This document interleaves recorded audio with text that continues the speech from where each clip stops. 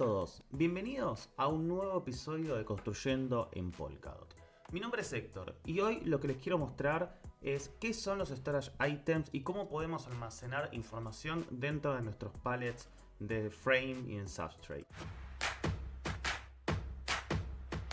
Antes de comenzar, me gustaría hacer un ejemplo, una analogía de cómo funciona el software y cómo se almacenan datos en el mundo tradicional. Bien, nosotros tenemos aplicaciones y en esas aplicaciones tenemos bases de datos que son los que guardan los datos. En este caso obviamente estoy utilizando el ejemplo más tradicional, que es el de una base de datos relacional, en donde la base de datos contiene tablas, relaciones y demás. ¿Por qué traigo esto a colación? Porque si nosotros tenemos que hacer hoy una analogía de cómo funciona un pallet de frame cuando desarrollamos nuestro runtime con nuestras funcionalidades y demás. Por supuesto que todas las interacciones y todo lo que vaya cambiando en el estado de la blockchain se tiene que guardar en algún lado. Y en este caso, en particular, los encargados de guardar esa información son los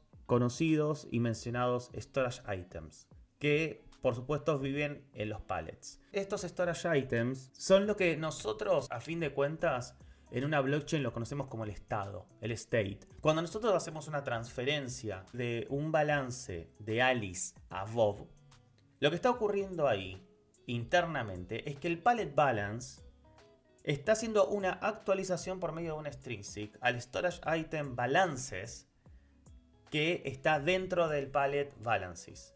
Por supuesto, no estoy nombrando bien a ciencia cierta y con exactitud el nombre del storage item del pallet balance, pero les hago el ejemplo para que ustedes entiendan qué es un storage item. Entonces, siguiendo, nosotros tenemos distintos tipos de storage items, bien, en lo que es Frame. Y tenemos distintas variantes en cómo nosotros podemos guardar esta información. El primero es el storage value, bien, que es muy simple. Es una referencia con el nombre del storage item que guarda un valor. Y nada más, es simplemente un contenedor que puede guardar un solo valor. Y que ese valor, al ser actualizado, bien, no puede guardar más de un tipo, bien, de ese valor que se está guardando. Es muy simple. Por ejemplo, nosotros, si yo quisiera en un pallet, bien, tengo distintos assets y quiero saber cuál es el próximo asset ID disponible dentro de una aplicación. Por ejemplo, voy creando un asset USDX, USDB, USDBA, por tirar ejemplos. Y a medida que yo voy creando esos assets, tengo que guardar cuál fue el último ID generado. Bien, para poder yo en la próxima creación, obviamente, actualizar en uno. Entonces, este es un excelente caso para entender cómo funciona el storage value. Quiero mostrarles el pallet assets, bien, que me parece que es, como yo lo vengo diciendo siempre, es uno de los mejores pallets para poder aprender realmente y poder sacar ejemplos, bien, y aprender el desarrollo, cómo realmente podemos desarrollar ya a un modo más avanzado y salir un poco de los ejemplos del pallet template y demás. Entonces, este es un gran pallet, porque si yo, por ejemplo, hago storage value, tengo justo acá, bien, listo. Podemos ver que justamente en el pallet existe acá la definición de este storage item, que es el next ID, y que tiene su descripción, ¿no? Y como justamente lo estaba diciendo, este storage item, bien, lo que hace es guardar simplemente un asset ID.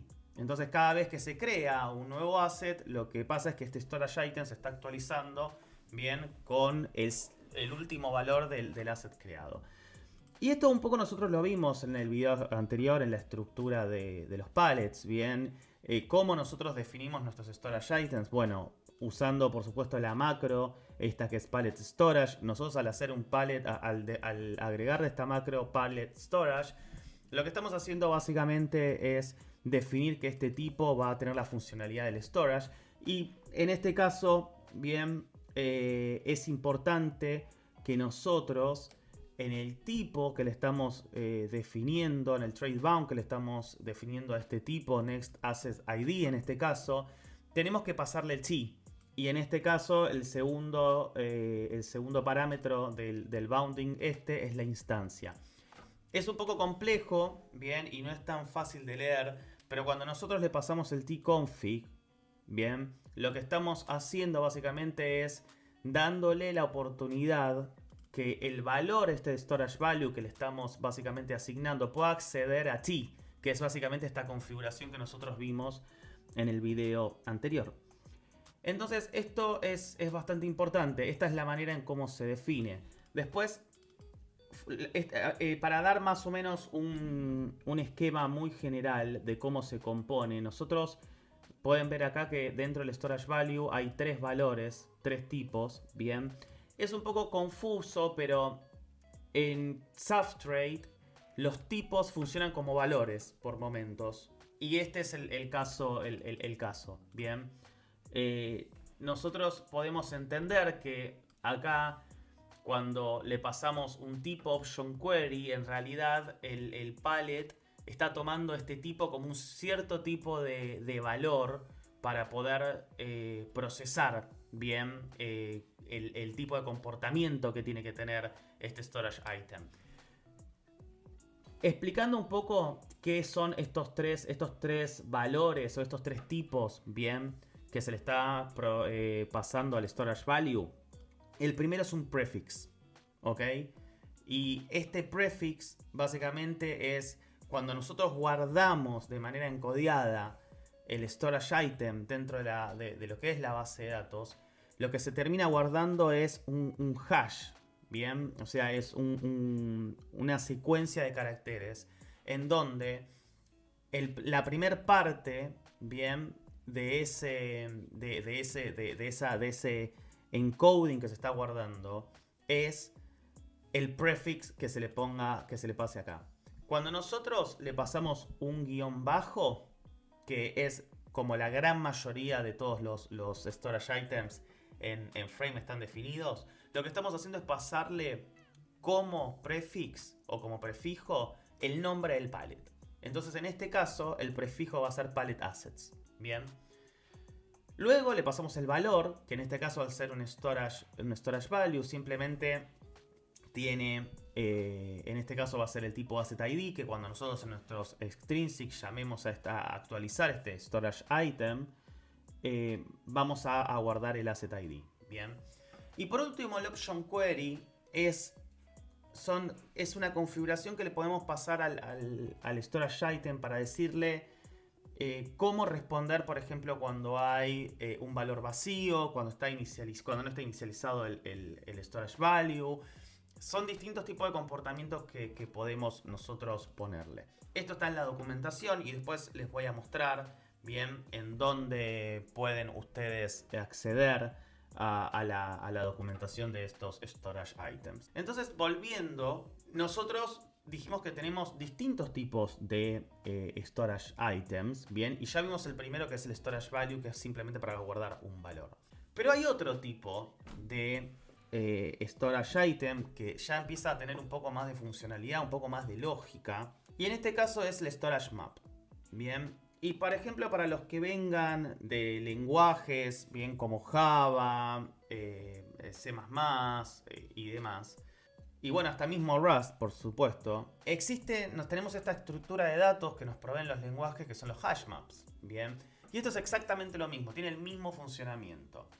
Esto es un tipo de estructura de datos que a nosotros nos permite acceder de manera muy rápida, bien, a un valor a partir de una key que se le provee.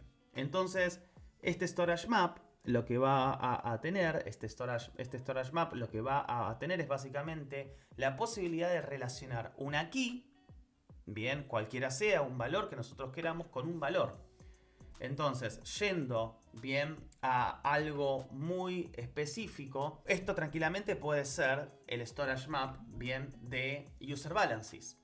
Entonces, yo por ejemplo puedo hacer que la key sea un usuario, una cuenta, la cuenta de Alice, la cuenta de Bob, la cuenta de Charlie, ¿bien? Y que cuando yo entre al User Balance Storage Map, voy a poder acceder a cuál es el balance actual de esa cuenta. Esto, ¿por qué básicamente tenemos esta estructura? Y es básicamente porque el tipo de funcionamiento interno que tienen estos Storage Map o los Hash Map permiten una indexación mucho más rápida y efectiva y más rápida. Entonces, por ejemplo, en el Storage Map, bien, se pueden utilizar distintos hashes, que son estas funciones criptográficas que básicamente a partir de un elemento, bien, que se provee, básicamente el output de esa función es un valor, bien, que se le dice hasheado, encodiado, y que uno no puede volver básicamente al valor inicial, ¿no? O sea, no podemos, a partir de la salida, no podemos determinar cuál es el valor de la entrada, ¿bien? Y para nosotros entender un poco esto que les decía de cómo lógicamente, ¿no? Cómo se acceden a estos valores a partir de estas estructuras, podemos ir a la primera línea en donde tenemos hash, que es una función, puede ser cualquier tipo de hash, en donde a partir del prefix y del key se puede acceder al value. Lo que va a hacer el framework, en este caso Substrate o Frame, mejor dicho, va a agarrar el prefix y la key, va a hacer un hash de esos dos valores, de esa concatenación de esos dos valores, y a partir de ahí se va a acceder al valor.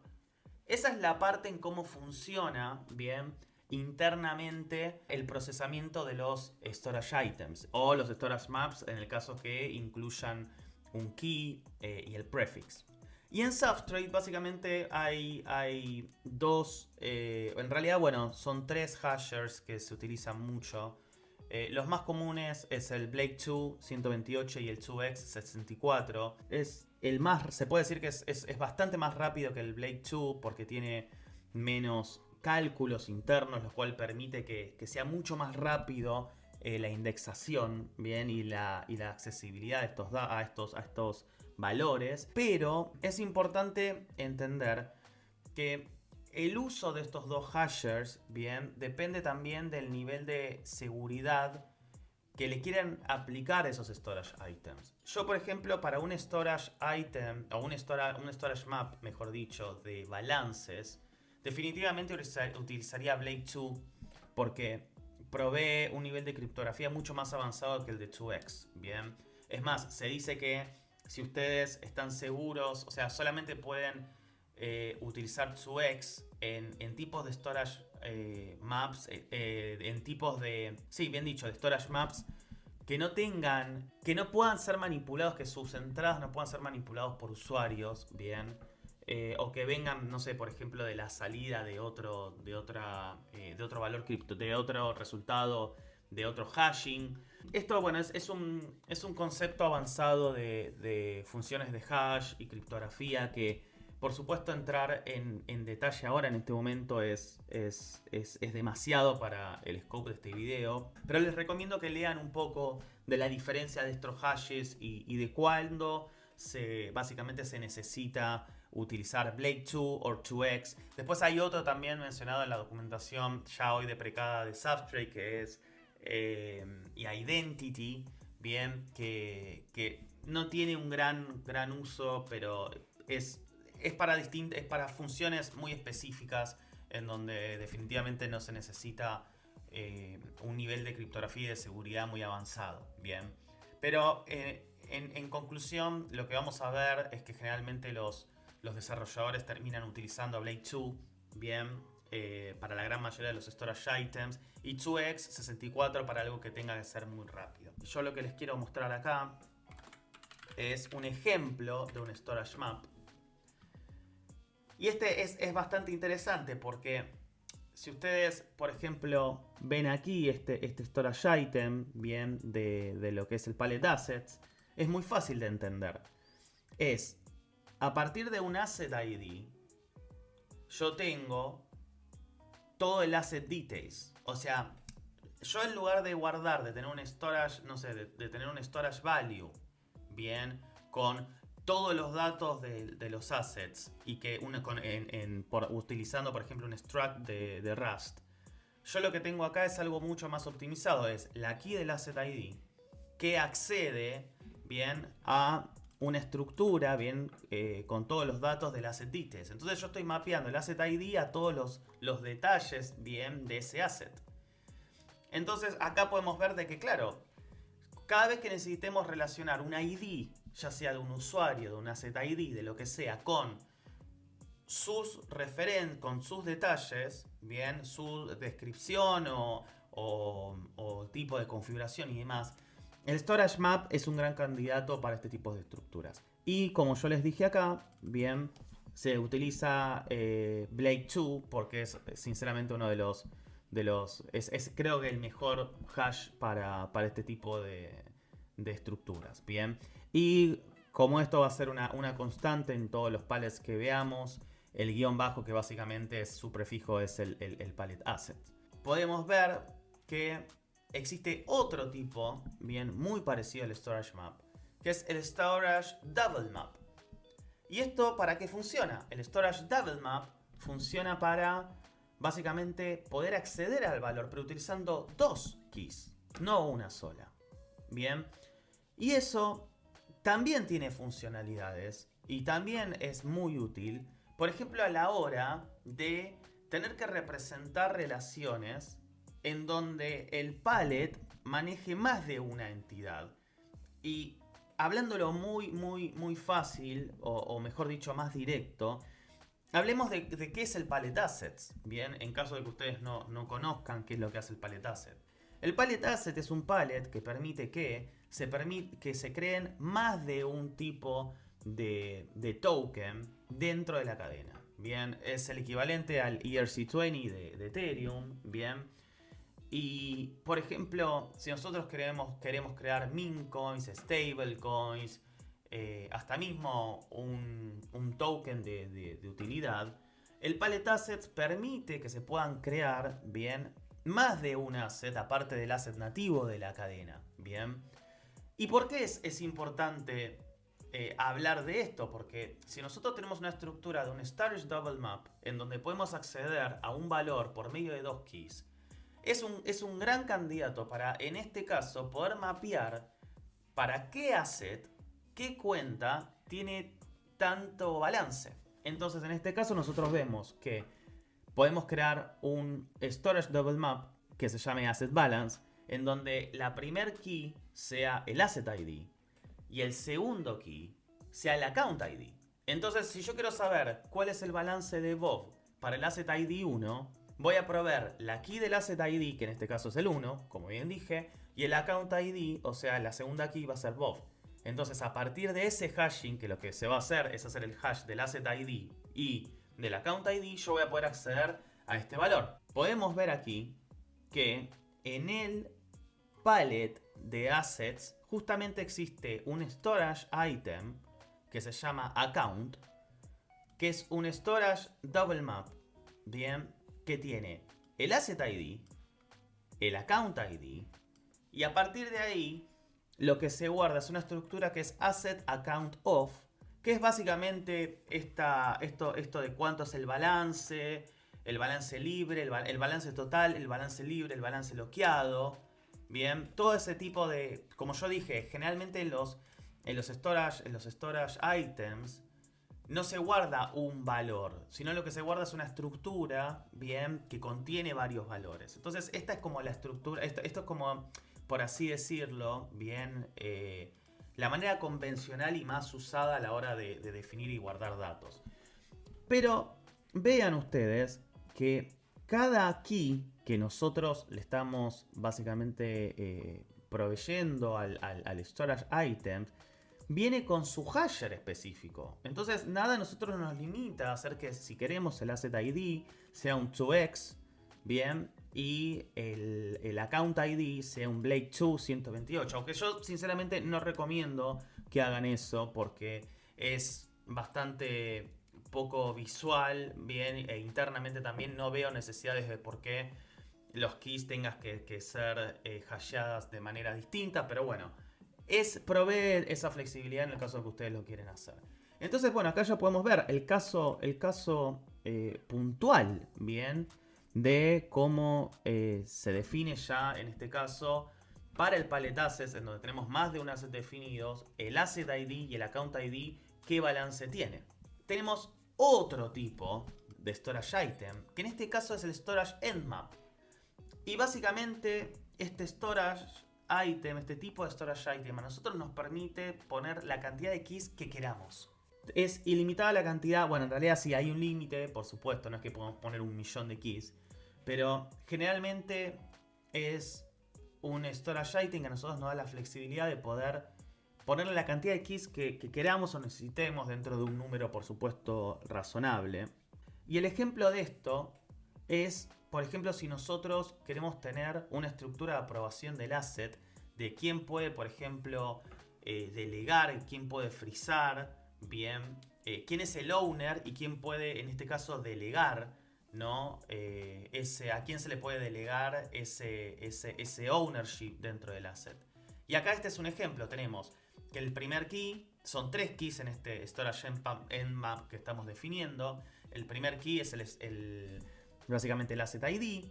El segundo key, bien, es quién es el owner. Y el tercer key es quién es el delegate. Y a partir de ahí, cuando nosotros concatenemos estos 3 keys y los hasheemos, vamos a poder acceder al valor, en este caso de, no sé, un tipo de asset que es una stablecoin, en donde tiene su estructura de aprobación. Justamente podemos ver acá ese ejemplo. Bien, tenemos el Storage Item Approvals, bien, que la metodología para poder definir una key, bien, dentro del Storage Endmap, es utilizando el tipo Endmap Key, en donde lo que se le va a proveer, el bound que se le va a proveer es el Blade 2, bien, perdón, en este caso es el hasher, que es Blade 2 en este caso, y el asset ID. Entonces acá podemos básicamente ver cómo representar esta estructura es por medio de los endmap keys.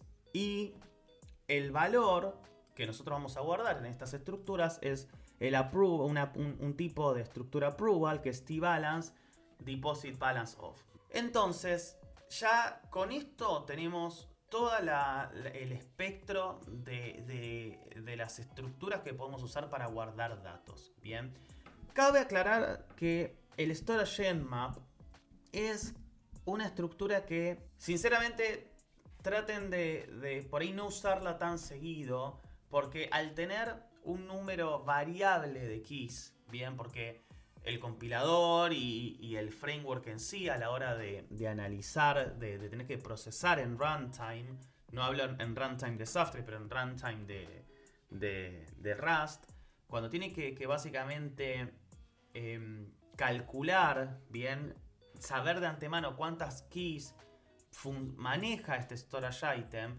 todo ese proceso por supuesto requiere más cómputo. Por ende, va a costar más.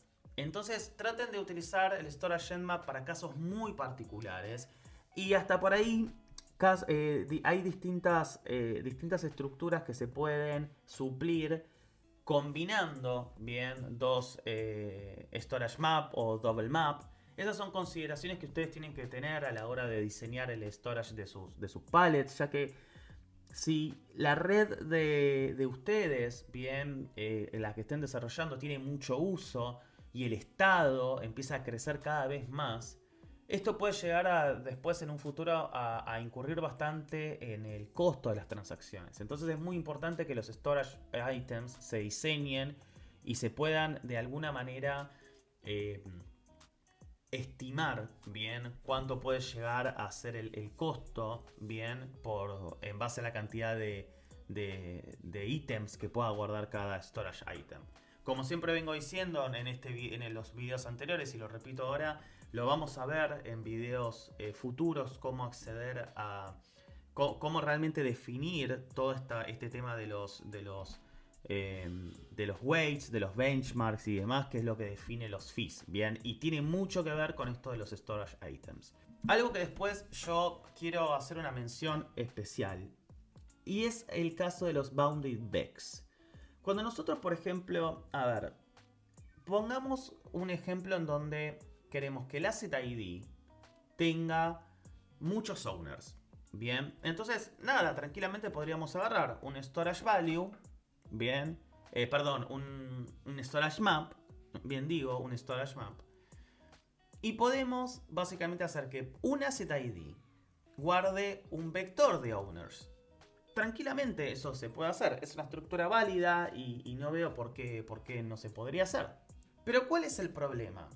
Hace casi 2 años, a la hora de la grabación de este video, se detectó que era bastante peligroso uno guardar, dejarle al desarrollador la libertad de que guarde la cantidad de ítems dentro del vector de manera ilimitada.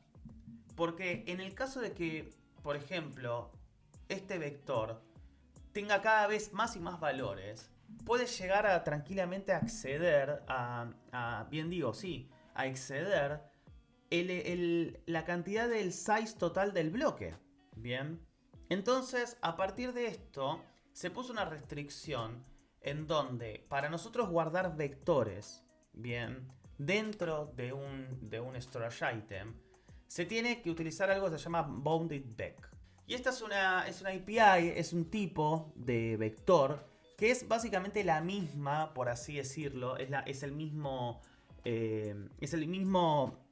misma API del vec de Rust, pero con la funcionalidad de que cuando nosotros lo definimos le tenemos que decir cuál va a ser la máxima cantidad de ítems que va a tener o de elementos, mejor dicho, que va a tener este vector.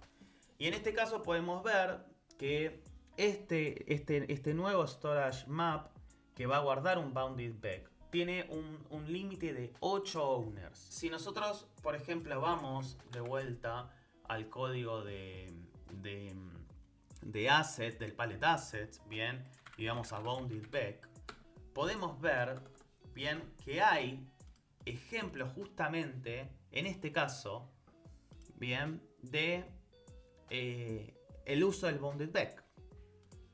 En este caso, por ejemplo, nosotros vemos que tenemos el storage item metadata. Es súper interesante este storage item. Cuando nosotros, por ejemplo, a un asset le ponemos el nombre, la cantidad de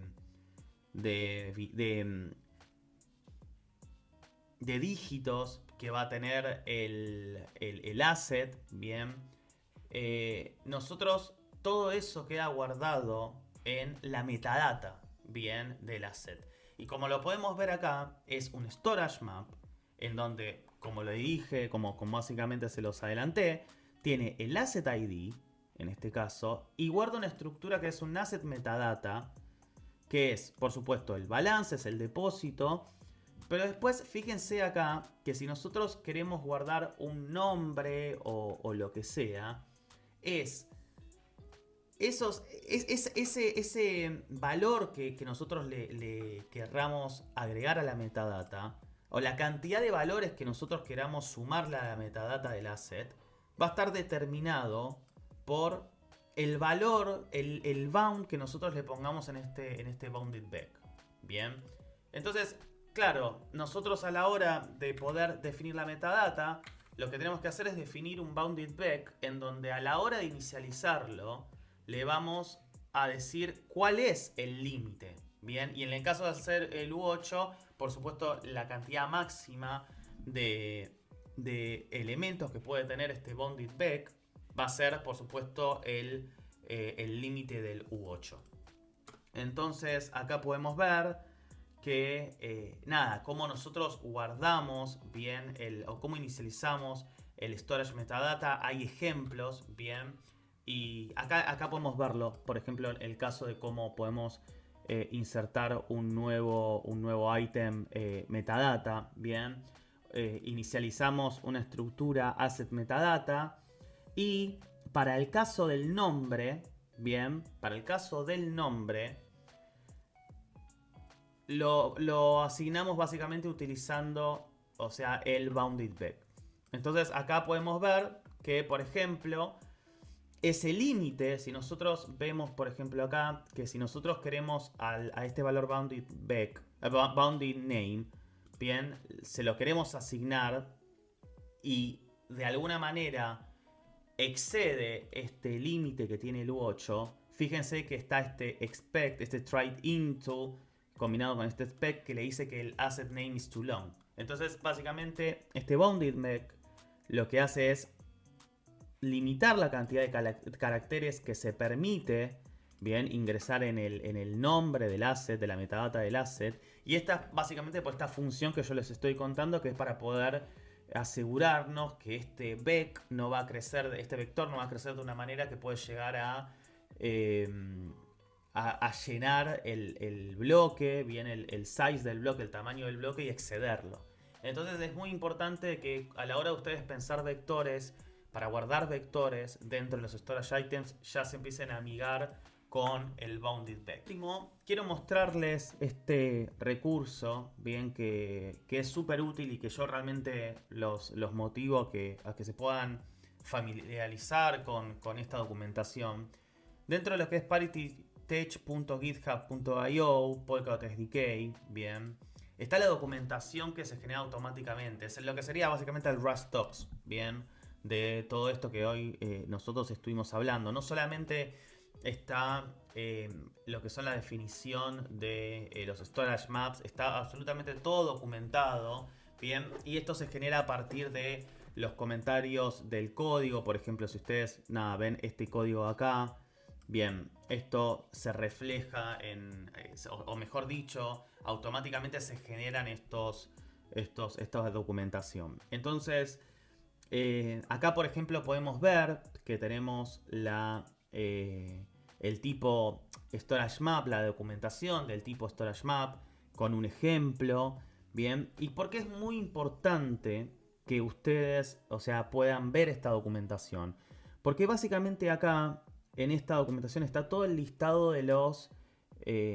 métodos, bien, que pueden utilizar para manipular todos estos storage items. Bien, pueden, por ejemplo, preguntar si este storage item contiene esta key.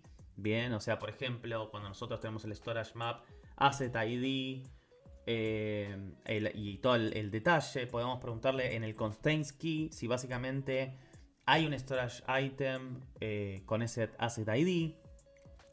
Por supuesto, en este caso insert para agregar un nuevo valor, remove para sacarlo, mutate, bien, que también es interesante, que es para poder por medio de un closure modificar.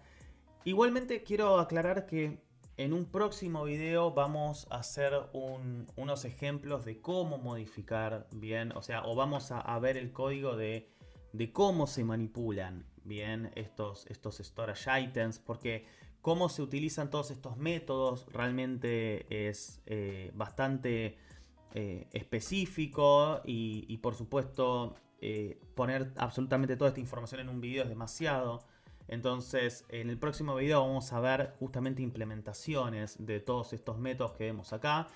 Y los dejo con esto, con que puedan acceder a la documentación, que puedan entrar a lo que es el Palette Assets y empezar a ver cómo están configurados bien estos storage items. Les dejo, por ejemplo, bien, un ejercicio, y es, por ejemplo, que encuentren el asset details, la estructura del asset details, dónde está guardada, bien, y qué es lo que guarda dentro de este storage map. Y a partir de ahí ustedes puedan ir creando el mapa mental de cómo funciona estos storage items y cómo ustedes pueden guardar valores de manera permanente en la blockchain y en sus pallets. Así que bueno, espero que lo hayan disfrutado, espero que les sea muy útil esta información y nos vemos en el próximo video. Gracias.